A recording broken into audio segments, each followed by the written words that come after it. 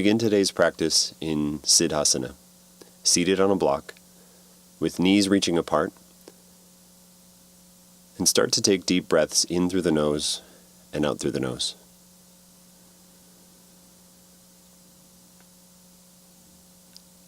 With your next inhale, lengthen and extend the crown of the head skyward, and extend the spine.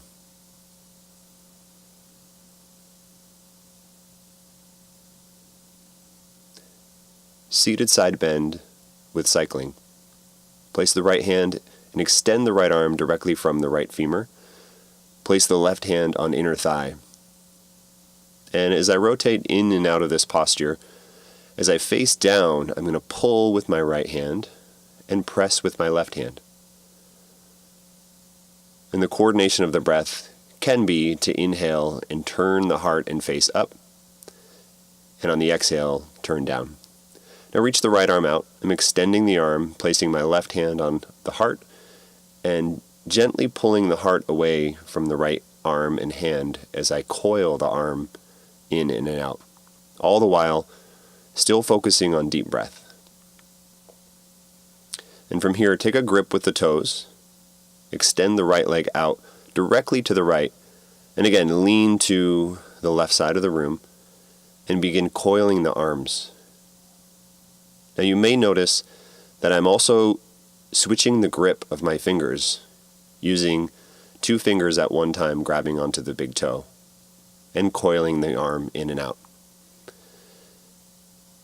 And finally, you can cradle the blade edge of the foot and begin rocking the leg side to side to loosen some of the connective tissue at the joint of the hip. And you can go one step further, interlacing the hands. From here, take the blocks, and you can use blocks as an assist and begin pulsing the right leg up. You can focus on pulsing faster or slower, and then play with pressing down and lifting the hips. This is optional.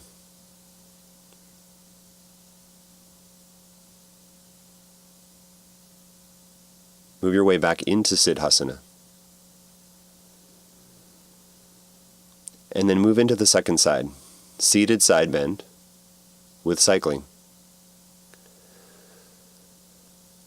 One detail about this posture is to keep the abdomen long and focus on, as much as possible, keeping the back flat rather than rounding as you fold forward. Reach the left arm to the left and begin coiling the arm. At the same time, I'm turning my head and my heart away from the straightened arm.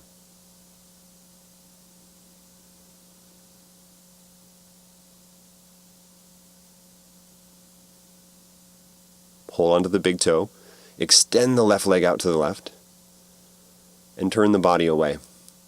Begin coiling the arm again. This loosens up the connective fascial lines from the shoulder all the way down to the wrist and the hand. Again, I'm switching the variation of my fingers. And then cradle and begin rocking the hip. If you want to go one step deeper, you can clasp the hands around the shin.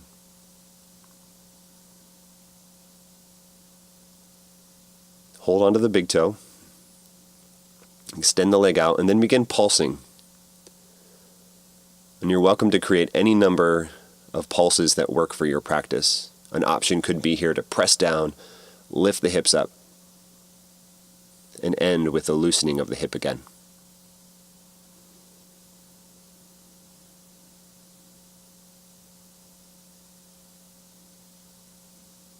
Make your way to hands and knees. And start to engage cat and cow, lubricating the spine. And you'll notice that I'm spreading through fingers, spreading through toes, and using hands and feet as anchors to pull the spine skyward, matching and coordinating the inhales and the exhales. And place the blocks under the hands and begin with this scapular engagement. So what I'm doing here is just retracting and protracting the shoulder blades, pulling them together and then spreading them apart. And I can use the heart as an orientation for lifting and lowering. Dolphin pose. Interlace the hands. Lower the head. Spread the shoulder blades out on the back. You could keep your knees down in this position or extend the legs as in downward dog. From here, bring one foot closer to the center of the mat and lift the left leg up. From here, you could also have the option to pulse the leg, activating the glute muscles. Switch sides. Again, the option for pulsing is there. And all the while, my head and my forehead is off of the ground. Nothing should be touching the ground with respect to the head. Lower the knees. Slide a block under the hips. And then place the second block on top of thighs. Hold the block in the area of the wrists and gently wrap the upper triceps toward one another. And from here, maintain an extended long spine, and then all of a sudden, the block can lift up. It might be 1 inch, it might be 2 inches. Take a few breaths, feeling the shoulder blades glide down the back, and then you'll lift the block up progressively. Maybe 2, maybe 3, maybe even 4 times you can lift the block. And you'll notice here I'm turning my head, leaning my head, just to ensure that I'm not clamping into my neck. Remove the block. Remove the block under the seat. And from here, set your heels up onto the block behind you. Balls of feet are on the ground, and I'm going to hold on to my kneecaps with wrists crossed, forehead lowered.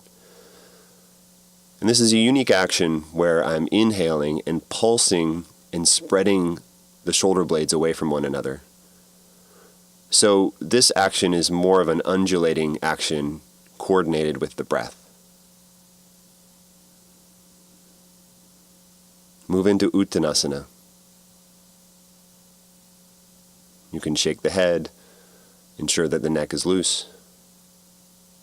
And from here, widen your feet off of the mat. Hold on to the backs of heels and extend the front line of the body. And begin swaying side to side. Shift the weight into the heels. And you have the option also for a bind. I like to bring the palms together in the bind, lift up halfway, and begin cycling hips and twisting the torso side to side.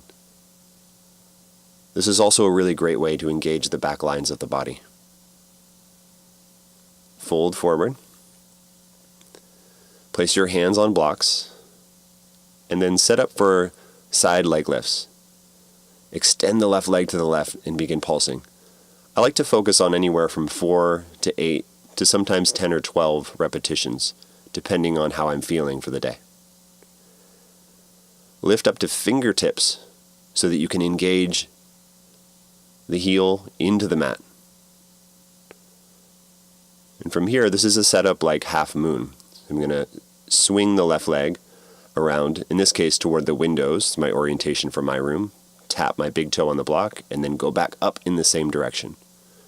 And again, tap, and then lift as high as possible and swing the leg back to the half moon arrangement. 3, lift up. Ensure that weight is in your right heel rather than in your toes.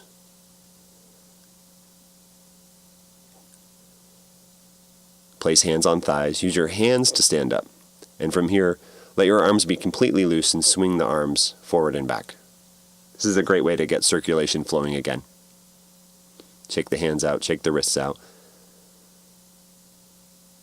And then widen your feet to the edges of the mat again. Sway just as you did a moment ago. And turn the torso left and right. Once again, the option for a half bind and a half lift.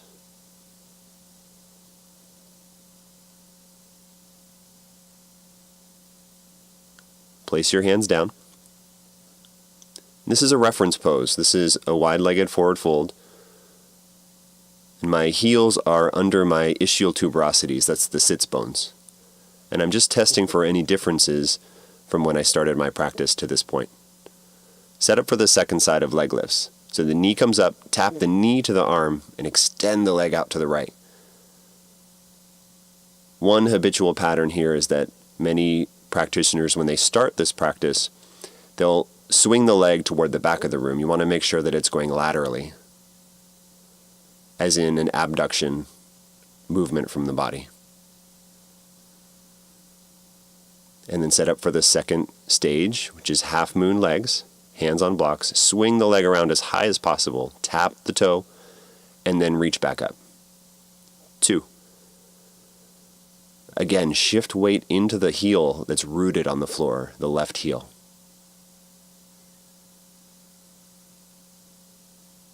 Lower, and then lift up, and then put both feet on the ground, and this time sit down on a block.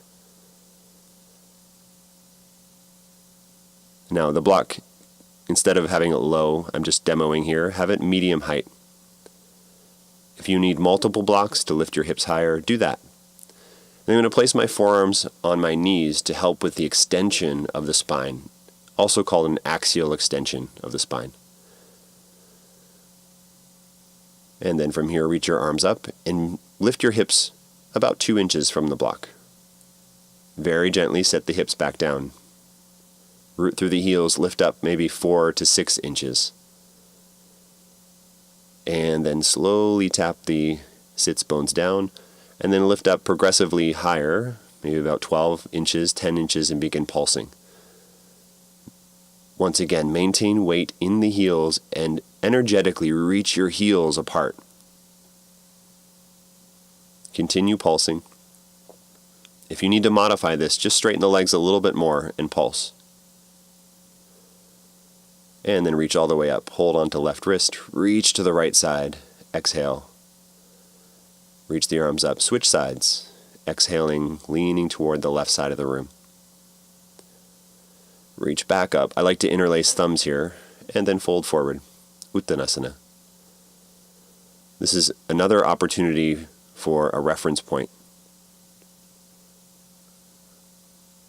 And then take Padagustasana. Grabbing onto the big toes. Extend the elbows away from one another.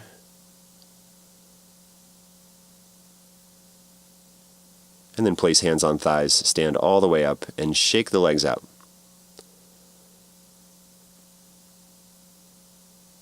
Step up to the top of your mat and stand in Tadasana. Reach up, inhale. Fold forward, hands through heart, exhale. Place the blocks under your hands and take an Ardha Uttanasana, halfway lift. Extend back to plank and begin swaying side to side. Feel for the transfer of weight from hand to hand, from foot to foot. You always have the option to lower the knees down. Lower all the way down. And take a mini cobra here. Downward facing dog. Press up and press back. Remove the blocks. Place your hands on the mat.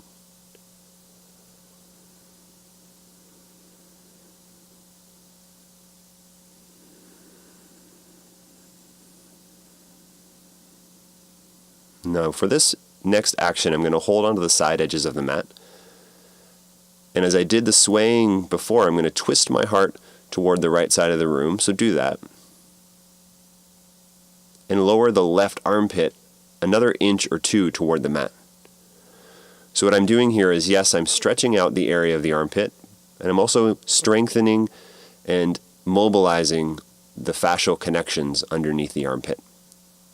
Place your hands back flat in downward facing dog.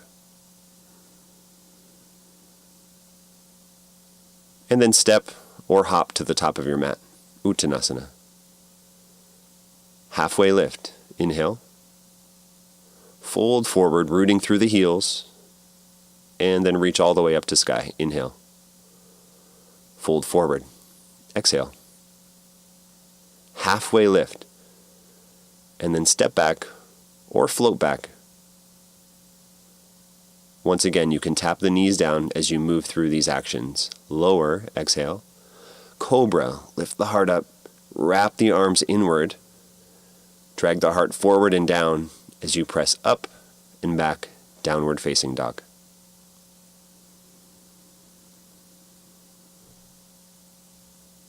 Bend your knees, step or float to the top of your mat. You can even play with getting some hang time. Halfway lift, inhale. Fold forward, exhale. Root down, rise up, reach up, extend the torso, and then fold forward, exhale. Halfway lift, inhale, and then move through high plank to low, cobra or upward facing dog. Downward facing dog, send the waist upward and backward. Step forward, halfway lift. Fold forward, so we're continuing to move through sun A's. You're welcome to take a back bend if you choose, and then fold forward. Halfway lift, inhale. Chaturanga. Lower all the way down. And I'm bringing lots of movement diversity in, so one of the things that we do in our methodology is we will vary from cobra to upward facing dog. We might even skip chaturanga as a way to bring movement diversity.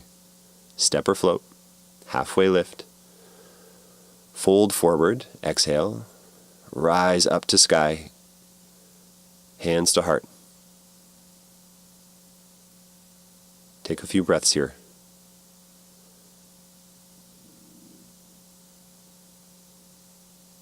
Tadasana.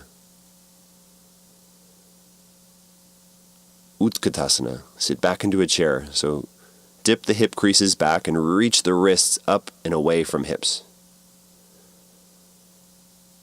Fold forward. Uttanasana. Place the blocks down. From here, halfway lift. Extend through the arms, extend through the legs. And I'm wrapping my shoulders down toward the blocks. Just doing a few scapular movements here. Plank.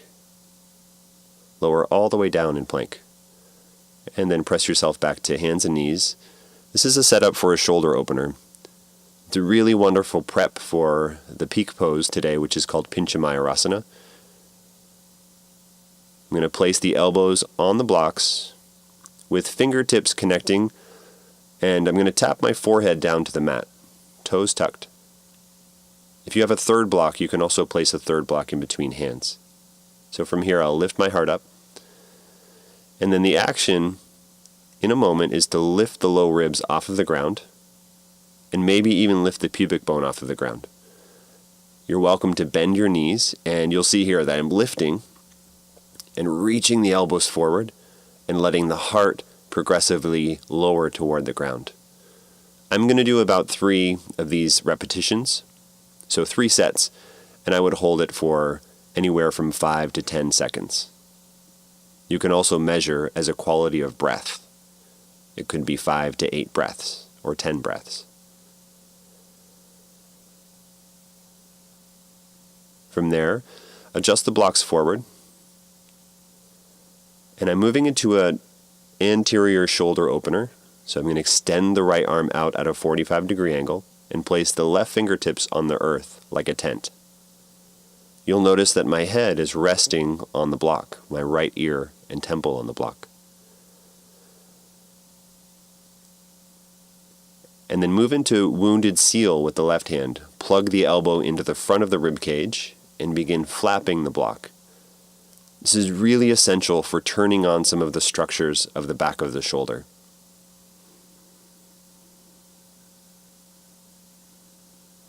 It's also a wonderful way to integrate.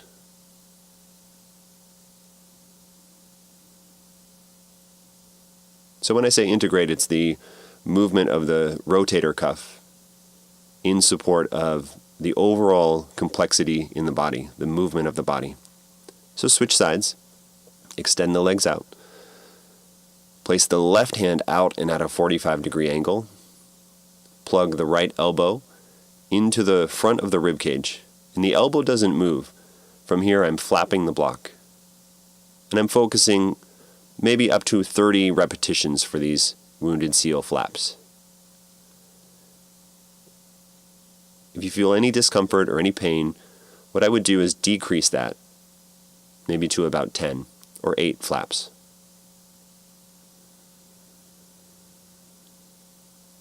Rotate back to center, move the blocks aside, cobra, lift the heart up, and I can do a swaying cobra here just to work out all the sticky kinks that might have built up through that action. Downward facing dog, and then tap your knees down, place a block on thighs, and then lift the block up with the wrists. This is a really wonderful way to start to engage the myofascial structure of serratus anterior.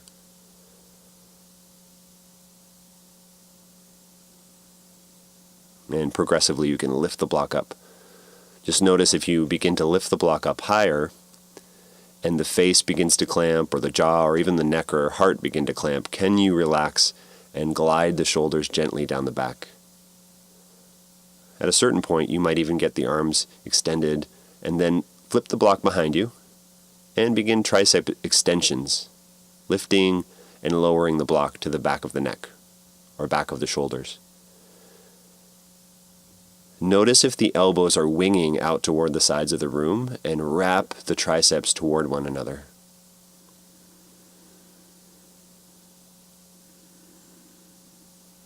You'll also notice that I'm not gripping with the hands, the fingers. It's more of the wrists. Downward facing dog.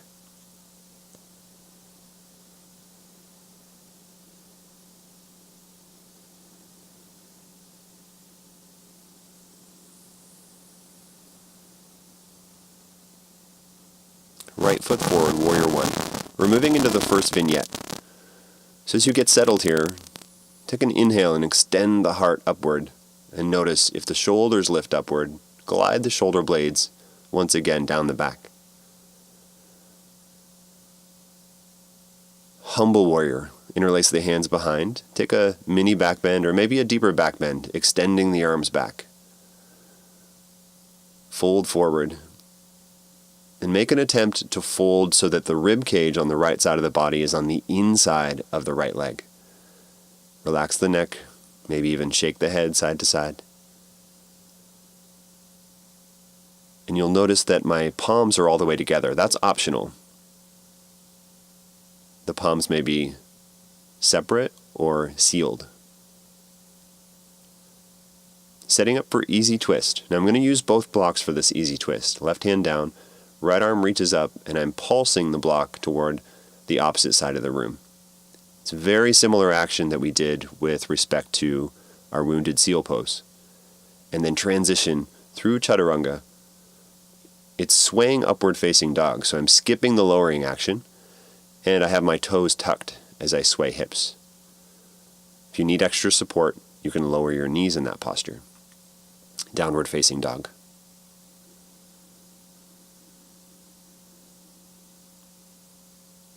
Okay, setting up for the second side. Left foot, warrior one. Reach to the sky on your inhale. And lift your toes.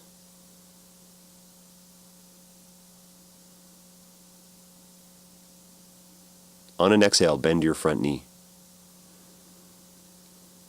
Humble warrior. Interlace the hands at the low back. Expand up and back, and then dive forward from strong legs. Exhale. And for these postures, the design of this entire series is that it is a little bit shorter. So if you want to extend your practice, say to an hour-long practice, a 75-minute practice, or 90 plus, then one of the ways to modulate this is to just focus on taking longer breaths and an increased number of breaths, say maybe even up to 10 breaths per posture. Easy twist, right hand down, and then take a block in the hand, reach the arm up, and begin pulsing the block backward.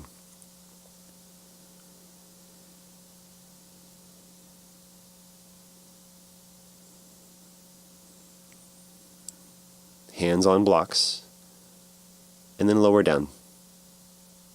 Press back to downward facing dog.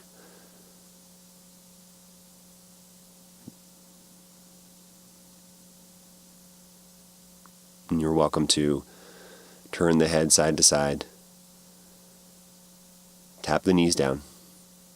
Sit down onto a block.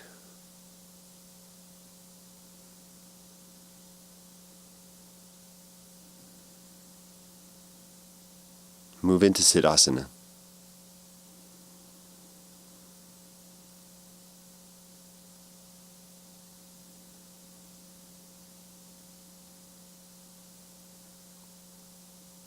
And then place 2 fingers on the point where the arches of the eyebrows meet. This is a wonderful time to take stock of how the practice is going, where you've come, in order to get present in this moment right now.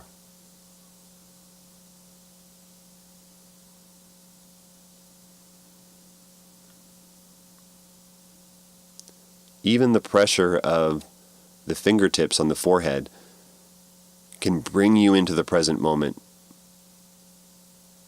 So keep the awareness there. Place both hands on thighs. And you may even still feel the impression of the fingers on the forehead, cultivating that awareness. And now extend the right foot. This is called half horseshoe. And what I'm doing right now is I'm just measuring the heel of my right foot is in relationship to either my right eyebrow or my right temple. I'm going to place my right hand on top of my foot, and my left hand slides under the heel. This might be really, really challenging if you have tight hips. And I can start by swaying my hips and eventually lifting the heel up. And it's so important to have the toes flexed toward the shin and the right knee slightly bent. From here, I'm going to hold on to the inner arch of my right foot and wrap my right arm around the front shin, left hand on inner thigh. And a way I like to simplify this movement, twisting in and out, is that it's almost identical in nature to the very first posture we did in seated side bend with cycling. If I have a little bit of flexibility here, I may put my foot up onto a block, and the block is mirroring my shin.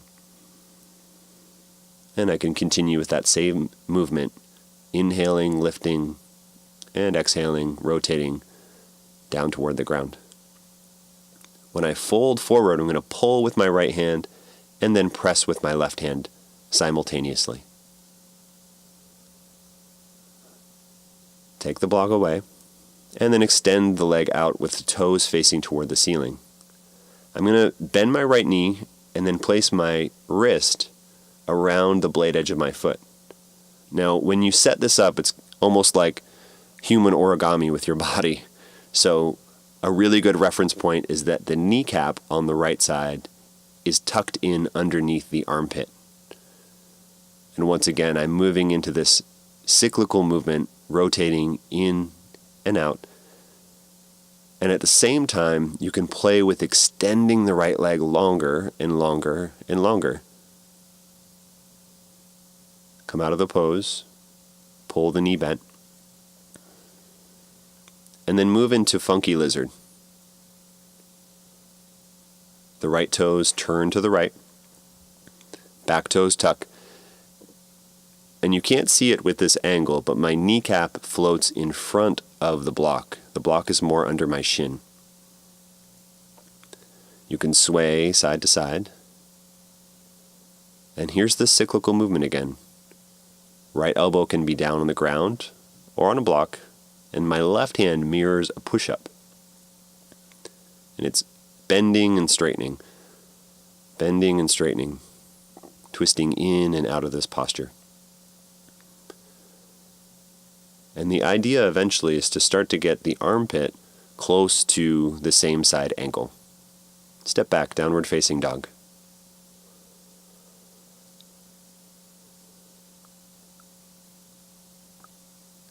And then walk your hands back to your feet. Sit down onto a block and set up for half horseshoe. So you'll notice the blade edge of the left foot is all the way down to the ground, and the left knee is bent. Place the right hand underneath the heel, and begin with some subtle swaying. Nothing needs to happen with the front foot, And eventually what you may do is start to lift the heel off of the ground.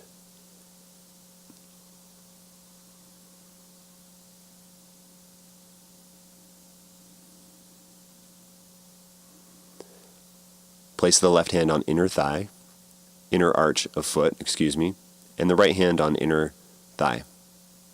Begin cycling in and out of this posture. I really like to emphasize when you fold forward, pull with the left hand, press with the right hand.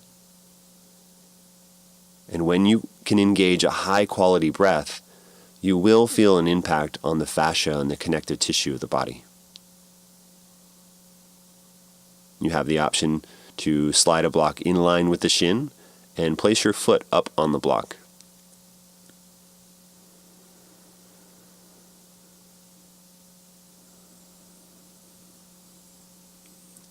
If you're looking for some intermediary position, you could also place a blanket down, something that's a little bit of a lower ledge.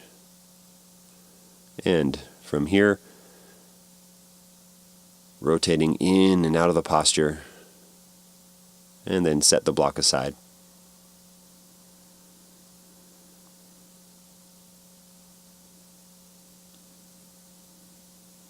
And I'm setting up for Funky Lizard, and this is something that I often do when I'm teaching, is I will miss a portion of a vignette, knowing that I can always go back to it later. So we didn't do the straight leg Janu Shirshasana variation. We will come back to it. Now as you reach forward, extend and lengthen the belly, lift the head as opposed to letting everything dip down. Left elbow can be placed down on the inner arch of the foot, and then the right hand mirrors a push-up, straightening and bending as I twist in and out of this posture. Notice the position of the block. If your kneecap is on the block, slide it just ahead of the block.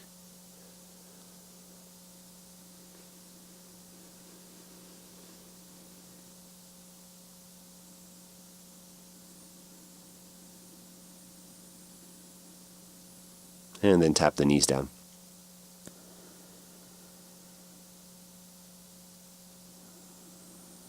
I'm going to place both blocks flush with the back of my mat. It's the same setup for dolphin, so elbows down, the thumbs are positioned directly in the armpits, and from here I can either interlace my hands if I have tighter shoulders, or place my forearms down like number 11s. This is the prep for our peak Pincha Mayarasana. Lift the legs, lift the hips, and ensure that the head is off of the ground and the neck is relaxed. And it can be a little bit wobbly when you're stepping up, so step 1 foot at a time and play with extending through the legs. If it's really challenging, bend the knees slightly. Then you have an option to lift the legs straight up to sky. Reach the heel, and maybe you lift the second leg up, or alternate legs if you're not ready for this yet. To lower down, lower 1 foot, lower the second foot, knees down.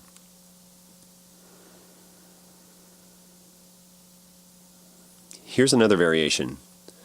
Place 2 blocks at the back edge of your mat, and then set up just as you did a moment ago. Elbows down,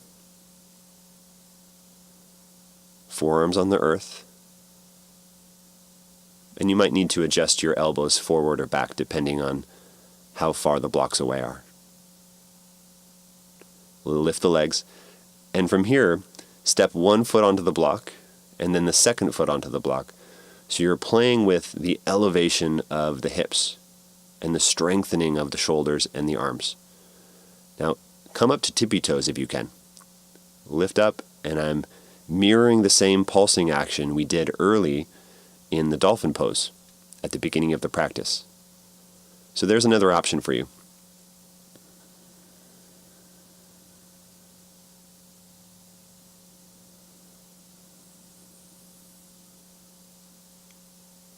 And as I mentioned, we're going to complete Vignette 2 with the Janu Shirshasana variation. And for those of you who are teachers out there, if you notice that you've missed a section of your practice and you become present to that, a really effective way of being real and authentic and connecting with your students is just to say exactly what happened. I missed a piece. We're going to go back and do that now. And then do it.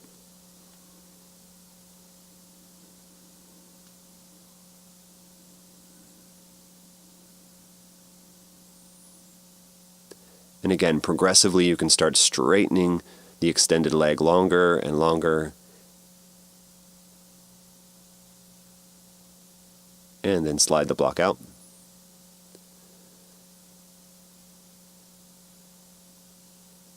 Make your way onto your back.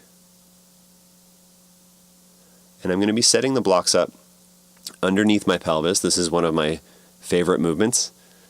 So I have a large shelf under my hips. And from here I'm going to bump my hips over to the right. You'll notice that my hips are mostly on the right block, elbows down. They are my anchors. And then my legs extend and sway to the left side of the room. Cross the legs at the ankles. Right heel wraps around left heel.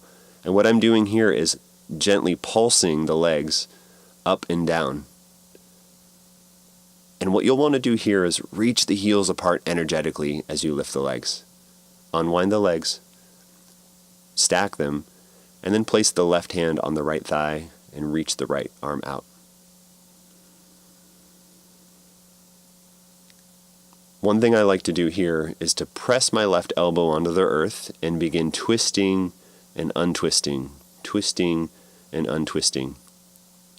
Lift your legs back up to sky, and then switch sides.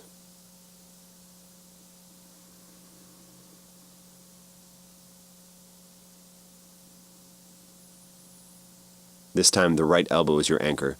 So keep the legs together and lower down at the last second. Switch the left ankle in front of the right and begin lifting and lowering. It's only about a foot or 2 feet in terms of the distance you're lifting or the height. If you need to adjust, just move the blocks, adjust, and extend the legs out again. Stack the legs, left leg on top of right. And this can be a little more static, or you can press your right elbow down and be twisting and untwisting, twisting and untwisting. When you return back to center, the right elbow is your anchor once again. Keep the feet together and keep the toes flexed and the legs super engaged. If you need to bend the knees a little to lift up, do that. And then shift the hips back to center. Slide the blocks out. And windshield wiper the knees. I like to widen my feet as wide as, or maybe even wider than the mat.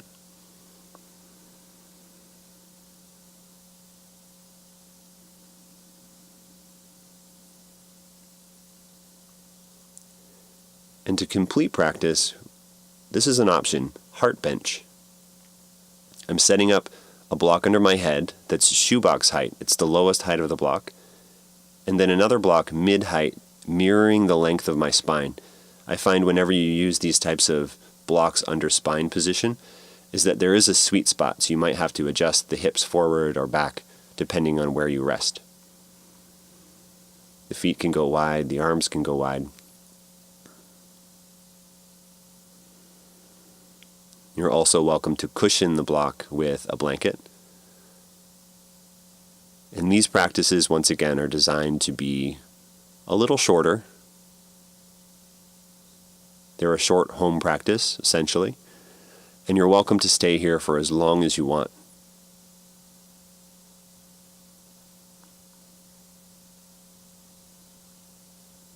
So as you're here, begin to move your breath into more of a natural cycle of breath. Start to drift away from the ujjayi engagement of the breath, and let the hands naturally curl, and the toes and the feet completely disengage. And as soon as you feel the hands and the feet disengage, you may feel your body naturally pour over the blocks. Feel the gut soften.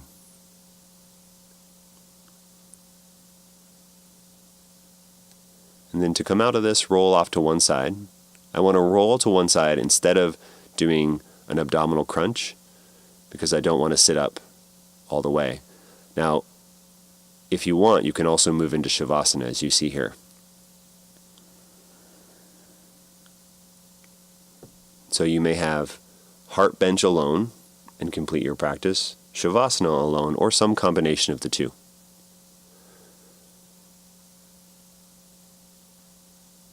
And put your attention on the area around the heart, around the lungs, and notice how the physical structure of the shoulder blade, the scapula, is almost like a plate holding that, supporting that, those two structures. And feel for any quality of energy moving down through the arms and moving down through the legs. And then to come out, place one foot on the ground and roll over to one side.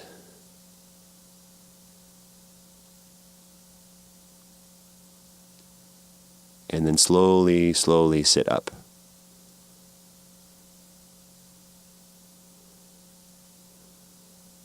You're welcome to prop a block under your seat once again.